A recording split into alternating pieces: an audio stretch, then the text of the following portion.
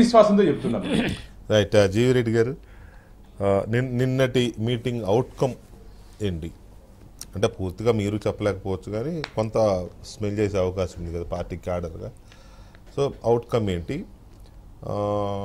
Janasena TDP పొత్తు అనేది ఇంకొక 4 అడుగులు ముందుకు పడింది. ఆల్మోస్ట్ సంపూర్ణమైనట్టుంది నిన్నటి మీటింగ్తో, అంతే కదా? అవును. బట్ బీజేపీ విషయంలో కన్ఫ్యూజన్ అలాగే ఉంది. సో నిన్నటి మీటింగ్ అవుట్కమ్ ఏంటి? బీజేపీ విషయంలో ఏం జరగబోతుంది? గుడ్ ఈవినింగ్ వెంకటేష్ గారు. అంటే నాకు తెలిసినంతవరకు కన్ఫ్యూజన్ ఏం లేదు, క్లియర్గానే ఉన్నాము. ఇప్పుడు నిజంగానే ఆడేవాడు మెసేజ్ పెట్టినట్టు నాకేనా కన్ఫ్యూజన్? అంటే మీరు అన్నది సో ఏంటంటే, ఒకటి ఇంతకుముందు కూడా గుర్తుంది, కిరణ్ రాయల్ గారిని మేము ఇద్దరం స్వీట్స్ పంచుకున్నాం వేరే ఛానల్లో. బీజేపీ పెట్టలేదు కదా స్వీట్ ఆ రోజు? పెట్టలేదు.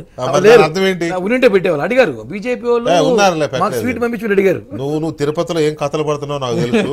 నువ్వు తిరుపతిలో బీజేపీ వాళ్ళని దగ్గరికి కూడా రావట్లేదు, నువ్వు వెళ్ళట్లేదు. ఆల్రెడీ రిపోర్ట్ అడగాలి. లేదు తెలుసులేరా, భానుగారే చెప్పాడు నాతో. ఆ కిరణ్ రాయల్ అంతా సాలక్ చేసుకున్నాడు, మాట మాత్రం చెప్పట్లేదు మాకు అని ఆయనే అన్నాడు నాతో. ఈ కంప్లైంట్ కన్ఫ్యూజన్ అయితే వెరీ క్లియర్, కన్ఫ్యూజన్ ఏం లేదు వెంకటకృష్ణ గారు.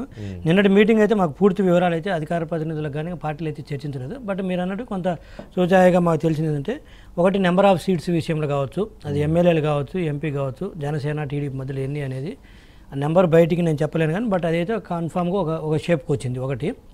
రెండోది వెరీ సూన్లో తక్కువ సమయంలో అది కూడా అనౌన్స్ చేస్తాం.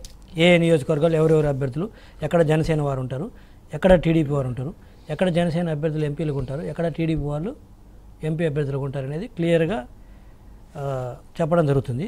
దాదాపు నాకు తెలిసినంత వరకు మాకు ఇంటర్నల్ డిస్కషన్లో సంక్రాంతి కల్లా మొత్తం అయిపోవచ్చు. ఏది ఓవరాల్గా ఫస్ట్ లిస్టు సెకండ్ లిస్ట్ అనుకుంటే what ever it maybe. So చాలామంది అనుకుంటుంది అంటే మీరు అన్నట్టుగానే బీజేపీతో పొత్తు ఉంటుందేమో అనేది కొంత ఉంది. అంటే నాకు తెలిసినంత వరకు నేను పార్టీలో డైలీ యాక్టివ్గా ఉంటాను కాబట్టి ఏ రోజు కూడా ఆ చర్చ అయితే రాలేదు.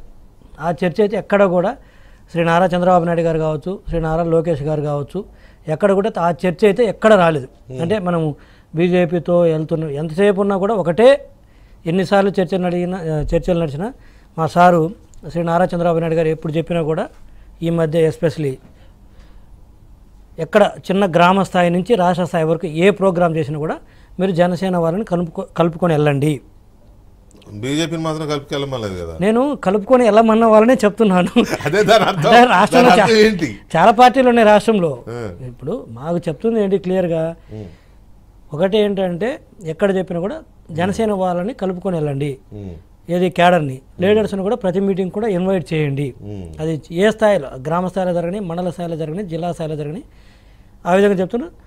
జనసేనలో కూడా అటువంటిదే చెప్తున్నారు వాళ్ళు కూడా. మీరు టీడీపీ వాళ్ళు పిలిచిన మీటింగ్లకు వెళ్ళండి, మీరు మీటింగ్స్ పెట్టినా కూడా వాళ్ళని ఇన్వైట్ చేయండి, అది ఏ స్థాయిలో జరిగినా కూడా అని చెప్తున్నారు. అందులో భాగంగానే ముఖ్యమైనటువంటి ఘట్టం రేపు ఎల్లుండి 20వ తేదీన మీరు ఇందాక అన్నారు చూసావా శంకారావం అని, ఎగ్జాక్ట్లీ అది శంకారావమే. ఎన్నికల శంకారావం ఎల్లుండి 20వ తేదీ నుంచి పూరిస్తున్నాము. జనసేన టీడీపీ ఆధ్వర్యంలో ఎన్నికల శంకారావం పూరిస్తున్నాము. అందులో భాగంగా రాష్ట్ర స్థాయిలో కూడా శ్రీ పవన్ కళ్యాణ్ గారు కూడా ఆ మీటింగ్కి అటెండ్ అవుతున్నారు. సో నేను ఏదో కొంచెం కాదు అది అని చెప్పారు, అది సరిగా ఇన్ఫర్మేషన్ లేక, బట్ ఈరోజు క్లారిటీ చెప్పడం జరిగింది. సో ఇది నేపథ్యం, పొత్తుల అంశం కావచ్చు, ఎలా గ్రామ స్థాయి నుంచి రాష్ట్ర స్థాయి వరకు, క్యాడర్ నుంచి లీడర్స్ వరకు ఎలా కలిసి పనిచేస్తున్నారు అనడానికి రేపు పవన్ కళ్యాణ్ గారి మీటింగు ఎల్లుండి అటెండ్ అవ్వడంతో మీకు అర్థమైంది. ఇందాక వారు కళ్యాణ్ గారు చెప్పినట్టు కింది స్థాయిలో కూడా బ్రహ్మాండంగా, గ్రామ స్థాయిలో బ్రహ్మాండంగా, ఫస్ట్లో కొంత ఉన్నది కానీ ప్రాబ్లం ఉంది కానీ అటు టీడీపీ వైపు నుంచి ఉంది, కొంత జనసేన వైపు నుంచి కూడా ఉన్న మాట వాస్తవమే ఒక్కసారిగా అంటే కొంత, బట్ అది క్రమేణా ఇప్పుడు మొత్తం కలిసిపోయారు బ్రహ్మాండంగా. ఎక్కడ పోయినా కూడా కలిసి పనిచేస్తున్నారు. సో వాళ్ళకు టికెట్ వస్తేమో మనం చేయకూడదు, లేదా వీళ్ళకి టికెట్ వస్తేమో మనం చేయకూడదు అని అటువంటిది కూడా వదిలేశారు. క్లియర్గా ఏంటంటే ఇందాక వారు చెప్పినట్టు అధికారంలోకి రావాలి, వైఎస్ఆర్సీపీ పార్టీని గద్దె దింపాలి, ఇదే నినాదంతో వర్క్ చేస్తున్నారు. దాని అర్థం ఏంటంటే ఇది వైసీపీ చేతులార చేసుకున్నది అంటాను. మమ్మల్ని కలపడం అనే దానికంటే కూడా అంత కక్ష, ఈరోజు మాకేదో 2 పార్టీలకు ఉన్న కక్ష కాదు, వాళ్ళ స్వయంకృతాపరాధం ఏంటంటే ఇందాక అన్న చెప్పినట్టు ఎక్కడికి పోయినా తిట్టేవాడు. నాకు తెలిసినంత వరకు, నాకు ఒక 3 ప్రభుత్వాల నుంచి గమనిస్తున్నా, ఇంతగా అపఖ్యాతి మూట కట్టుకున్నటువంటి ప్రభుత్వం ఇక గతంలో లేదు, స్వతంత్ర భవిష్యత్తులో భారతదేశ చరిత్రలోనే లేదంట కానీ గతంలో లేదు, భవిష్యత్తులో రాదు.